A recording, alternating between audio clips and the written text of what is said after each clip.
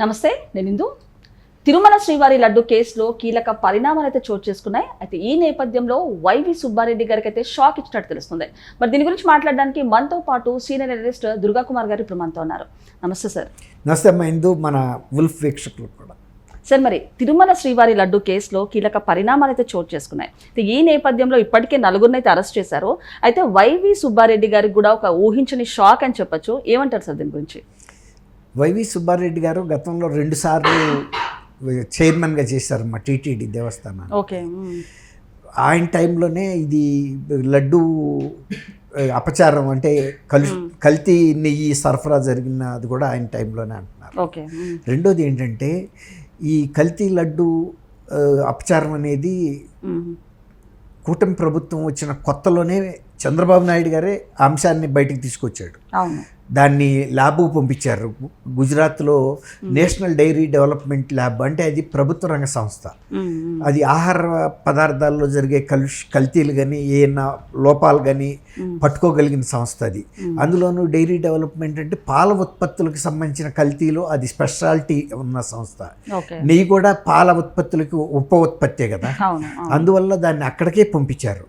పంపించినప్పుడు అందులో ఉన్న కల్తీ అంశాలన్నింటినీ కూడా సమగ్రంగా విడివిడిగా కూడా చెప్పారు. అందులో రకరకాల వెజిటబుల్ ఆయిల్స్తో పాటు కొన్ని జంతువుల కొవ్వుని కరిగించిన అది కూడా దాంట్లో కలిసినాయి అనేది చెప్పారు. దాంతో మొత్తం ప్రపంచవ్యాప్తంగా ఉన్న హిందువులు కొన్ని కోట్ల మంది ఒక్కసారి ఉలిక్కిపడ్డారు. ఎందుకంటే శ్రీవారి లడ్డు ప్రసాదం అనేది అందరూ చాలా ఇష్టంగా తింటారు, ఫారినర్స్ కూడా ఇష్టంగా తింటారు. శ్రీవారి భక్తుల్లో చాలా విదేశీయులు కూడా ఉన్నారు. వాళ్ళకి పెద్ద షాక్ కాదు. కానీ ఎవరైతే నాన్ వెజిటేరియన్స్ ఉంటారో మరీ వాళ్ళకి అపచారం జరిగింది. అదే టైంలో వాళ్ళు అయోధ్యలో రామ విగ్రహం ఆవిష్కరణ, దేవాలయ ఆవిష్కరణ సమయంలో కొన్ని లక్షల లడ్డూలు ఇక్కడి నుంచి అక్కడికి పంపారు అయోధ్యకి. అక్కడ కూడా ఉత్తర భారతదేశంలోనూ దేశవ్యాప్తంగా వచ్చిన హిందువులందరూ కూడా చాలా ఇష్టంగా తీసుకెళ్ళి తిన్నారు. దాంతో అందరి మనోభావాలు కూడా దెబ్బతిన్నాయి. అంటే ఇది ఎంతకాలం నుంచి జరుగుతుంది. అందులో పశువులకు సంబంధించిన ఆవు ఇలాంటి జంతువుల కొవ్వు కరిగించిన దాన్ని నెయ్యిలో కలిపారు. వీళ్ళు ఏం చేశారంటే 350 రూపాయలకే కిలో ఇస్తామని కొన్ని సంస్థలు, ఉత్తరప్రదేశ్కి చెందిన సంస్థలు, తమిళనాడుకు చెందిన సంస్థలు కొటేషన్స్ చేసినాయి, లోయెస్ట్ కొటేషన్స్ అని. వాళ్ళకి ఇచ్చేశారు. అసలు 350 రూపాయలకి నెయ్యి, ఆవు నెయ్యి సరఫరా చేయటం అనేది అసాధ్యం. అది తిరుపతి దేవస్థానానికి కూడా డైరీ ఉంది, ఆ డైరీ అధికారులకు కూడా ఒక అవగాహన ఉంది. తర్వాత ఆవు నెయ్యి కొనటం అనేది తిరుమల తిరుపతి దేవస్థానానికి ఇది ఏమి కొత్త కాదు. కొన్ని వందల సంవత్సరాలుగా ఆవు నెయ్యితో స్వామివారికి కైంకర్యాలు చేస్తారు, ప్రసాదాల్లో వాడతారు, అనేక ధూపదీప నైవేద్యాల్లో వాడతారు, అనేక బాలాజీకి శ్రీనివాసుడికి నైవేద్యాల్లో కూడా వాడతారు. కాబట్టి ఎప్పుడు కూడా పవిత్రమైన నెయ్యిని మాత్రమే సేకరిస్తారు. అది కూడా ప్రభుత్వ రంగ సంస్థల నుంచి ఎక్కువగా తీసుకుంటారు. అది తమిళనాడు కావచ్చు, ఎక్కువ కర్ణాటక నందిని సంస్థ ఎక్కువ సప్లై చేసింది. వాళ్ళు కూడా లాభం నష్టం లేకుండా కాస్ట్ టు కాస్ట్ మాకు ఎంతైతే ఖర్చు వస్తుందో అంతకే మీకు సప్లై చేస్తామన్నా కూడా ఆ సంస్థ ప్రభుత్వ రంగ సంస్థ కాబట్టి తిరుపతి దేవస్థానం అధికారులకు కానీ చైర్మన్లకు కానీ కిక్ బ్యాక్స్ ఇవ్వదు. ఎందుకంటే వాళ్ళు లాభాపేక్షతో చేయటం లేదు, కేవలం ఎంత ఖర్చు అయితే అంత ఖర్చుకే తీసుకుంటున్నారు. ఒక రకంగా దేవుడికి సేవలో భాగంగానే సప్లై చేశారు తప్ప లాభాపేక్ష కాదు. కానీ వీళ్ళకి కిక్ బ్యాక్స్ కావాలి. అందువల్ల బయట సంస్థలతో టెండర్లు పిలిచారు. పిలిచినప్పుడు వీళ్ళు ఒక అవగాహనకు వచ్చారు.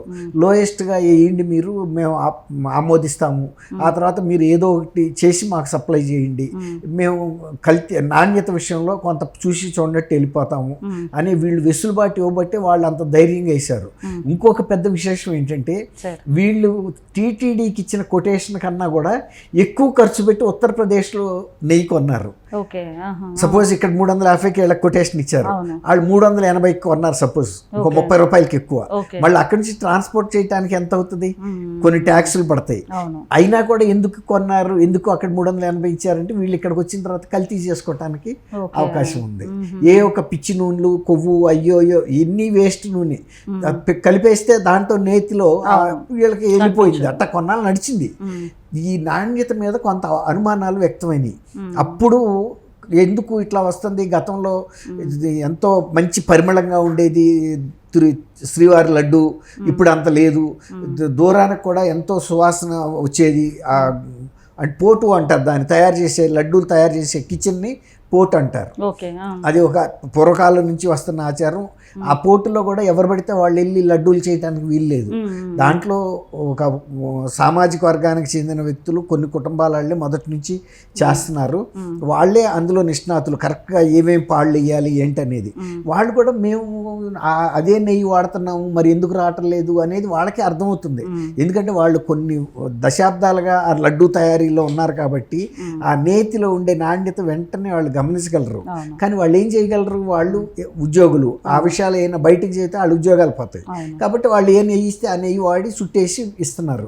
ఇది పై వాళ్ళ ఇది లేకుండా మాత్రం జరగదు. ఎందుకంటే ఆనాటి ఈవో ధర్మారెడ్డి గారు కానీ, అంతకుముందు ఈవోలు కానీ వీళ్ళకి పాత్ర ఉంది. ఇప్పుడు మీరు అన్నట్టు సుబ్బారెడ్డి గారికి, అప్పుడు ఎవరైతే ఈవో చైర్మన్లుగా ఉన్నారో వాళ్ళకి, ఈవో ధర్మారెడ్డికి కూడా నోటీసులు ఇస్తున్నారు. నోటీసులు ఇవ్వడంతో పాటు అసలు వీళ్ళు ఈ కేసు పరిష్కారం అయ్యేలోగా ఎవరన్నా కొంతమంది విదేశాలకు కూడా వెళ్ళిపోతారేమో అనే ఒక అనుమానంతో సిట్టు లుకౌట్ నోటీసులు కూడా ఇష్యూ చేయమని చిత్తూరు ఎస్పీ గారిని అడిగినట్టు తెలిసింది. ఎందుకంటే వాళ్ళు ఎస్పీఏ ఇస్తారు ఈ లుకౌట్ నోటీసెస్. ఆ లుకౌట్ నోటీసెస్ ఏంటంటే వీళ్ళు విదేశాలకి పారిపోకుండా వాళ్ళ పాస్పోర్ట్ని బ్లాక్ చేసేస్తారు. ఎయిర్పోర్ట్లోను, సీ పోర్ట్లోను, అంతర్జాతీయ ఎయిర్పోర్ట్లు అన్నిటికీ కూడా వెళ్తుంది అది. అక్కడుండే వీళ్ళు ఇమిగ్రేషన్ అధికారులు ఆ పాస్పోర్ట్ నెంబర్ని ఫీడ్ చేసి బ్లాక్ చేస్తారు. సపోజ్ ఎప్పుడైనా కనుక వీళ్ళు ఫారిన్ వెళ్ళేటప్పుడు కనుక ఇమిగ్రేషన్ వాళ్ళ దగ్గర వీళ్ళ పాస్పోర్ట్ కంపల్సరీ వెళ్ళాలి, ఎవరు వెళ్ళినా ఆ పాస్పోర్ట్ నెంబర్ కొట్టంగానే అక్కడ చూపించేస్తాయి ఈయన వెళ్ళటానికి వీల్లేదని. వెంటనే అక్కడ పోలీసులకి ఇన్ఫార్మ్ చేస్తారు, ఈయన లుకౌట్ నోటీస్ ఉంది, ఈయన మీద మీరు హ్యాండ్ ఓవర్ తీసుకోండి అని. అప్పుడు ఎందుకు ఏంటి అనేది వాళ్ళకి ఆ డీటెయిల్స్ తర్వాత తెలుస్తాయి. అదనమాట. ఈ ఎంతమంది కోట్ల మంది భారతీయుల మనోభావాలు, హిందువుల మనోభావాలు దెబ్బతిన్న ఈ అంశం మీద, భారతదేశం అంటే చాలామంది హిందువులే ఉన్నారు, 85% వరకు విదేశాల్లో ఉన్నారు. తర్వాత విదేశాలలో కూడా కొంతమంది యూరోపియన్స్ కూడా శ్రీవారి భక్తులు కూడా ఉన్నారు. అట్లా ఇంతమంది మనోభావాలు దెబ్బతింటాం. అసలు శ్రీవారి నిధుల్ని ఆదా చేయటానికి మేము ఇది చేశామంటున్నారు లో టెండర్స్. శ్రీవారి నిధులకి ఆదా చేయాల్సిన అవసరం ఉంది. ఇలాంటి కలుషిత నెయ్యి వాడటం అనేది ఎంత శ్రీవారి ప్రతిష్టను దెబ్బతీసింది, పవిత్రతను దెబ్బతీసింది. తర్వాత ఆయనకి ఇచ్చిన నైవేద్యాలు కూడా ఒక జంతు కొవ్వులతో ఇచ్చారంటే ప్రజల భావాలు ఎంత మనోభావాలు దెబ్బతిన్నాయి. అసలు ఇప్పుడు ఆయనకి ప్రతిరోజు 3-4 కోట్ల రూపాయలు హుండీ రూపంలోనే ఆదాయం వస్తుంది. అవి కాకుండా ఆయనకి స్థిరాస్తులు, చరాస్తులు, తర్వాత ఫిక్స్డ్ డిపాజిట్లు మీద వడ్డీలు అనేకం వస్తాయి. అలాంటి దైవదేవుడికి మీరు ఒక 30 రూపాయలు 20 రూపాయలు సేవ్ చేస్తున్నాం అనే పేరు మీద మీరు కిక్ బ్యాక్స్కి ఆశపడ్డారు, కానీ మీరు దేవుడికి ఆదా చేయటానికి కాదు. ఆ తర్వాత చాలామంది వాళ్ళ అది దాన్ని రెక్టిఫై అంటే దాన్ని సరిచేసే వరకు చాలామంది లడ్డు ప్రసాదాలు తినలా. మరి తిరుమల శ్రీవారి సన్నిధిలో ఇలాంటి అపచారము జరగడము ఎలా చూడొచ్చు అంటారు? అంటే నార్మల్ గా మనం దేవుడి దగ్గరికి ఎంతో భక్తితోటి ఆ ప్రసాదాన్ని కానీ ఎంతో ఇష్టంగా మనం స్వీకరిస్తుంటాము. అలాంటిది దేవుడికి సంబంధించిన ప్రసాదాన్ని కూడా ఇలా కల్తీ చేయడాన్ని ఏ విధంగా చూడొచ్చు అంటారు? అంటే గతంలో ఎప్పుడు జరగలేదు ఇప్పుడు మొన్న ఫస్ట్ టైం ఇది జరిగింది. అంతకి కొన్ని వందల సంవత్సరాల నుంచి కూడా పవిత్రమైన నాణ్యమైన నెయ్యి, చాలా కల్తీ లేని వస్తువులే వాడారు. కానీ మొన్న జరిగిందే ఫస్ట్ టైం అన్నమాట. అది చాలామంది వాళ్ళకి కూడా పూర్తిగా హృదయపూర్వకంగా లడ్డు తినాలంటే కొంత భయపడుతున్నారు. అంటే దాన్ని సరిచేశారు, ఆ సంస్థలని బ్లాక్ చేశారు. ఆ సంస్థల సీఈఓలను 4 అరెస్ట్ కూడా చేశారు. ఇప్పుడు రాజకీయ ప్రమేయం ఎవరైతే ఉన్నారో టీటీడీ దేవస్థానంలో దేవస్థాన చైర్మన్లు గాను, ఈఓలు గాను, లేకపోతే జాయింట్ ఈఓలు గాను, లేకపోతే ఇలా పర్చేసింగ్ ఇన్ఛార్జీలుగా ఉండే ఉన్నతాధికారుల మీద కూడా ఇప్పుడు దృష్టి పెట్టారు.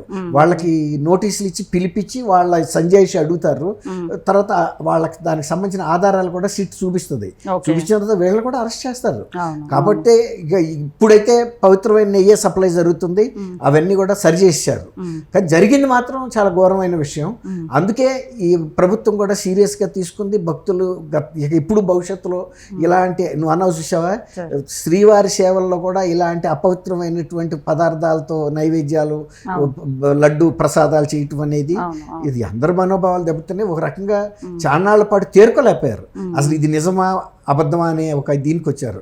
కానీ నేషనల్ డైరీ డెవలప్మెంట్ వాళ్ళ ల్యాబ్ నుంచి వచ్చిన రిపోర్టుల్లో ఏ ఏ వస్తువులు అందులో ఎంతెంత పర్సంటేజ్ కలిసిందని చెప్పిన తర్వాత నమ్మారు. సార్ మరి వైసీపీ నేతలు ఇంకో కుట్ర కూడా చేస్తున్నారు. అంటే క్యూ లైన్లలో సౌకర్యాలు సరిగ్గా లేవని చెప్పేసి వీడియోలు తీసి మరీ చిత్రీకరించి సోషల్ మీడియాలో పెట్టి వైరల్ చేస్తున్నారు. సో ఏమంటారు సార్ దీని గురించి?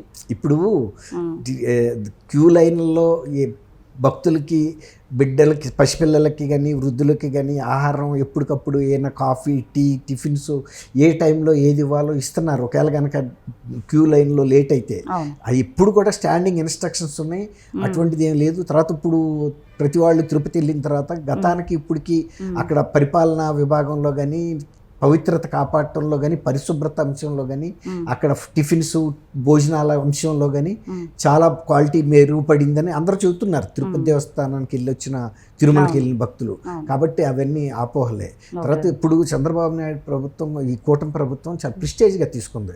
ఎందుకంటే చంద్రబాబు నాయుడు గారు స్వయంగా శ్రీవారి భక్తుడు, ఆయన దయవల్లే నేను ప్రాణాలతో బతికిపడ్డాను, అలిపిరి ల్యాండ్ మైన్ బ్లాస్ట్ అయింది కదా, అలా అంత భక్తితో ఉన్నాడు ఆయన. కాబట్టి ఆయన టైంలో ఇక అటువంటి అపవిత్రమైన పనులు జరుగుతాయి అనేది ఇంకా ఇంపాసిబుల్, జరగదు.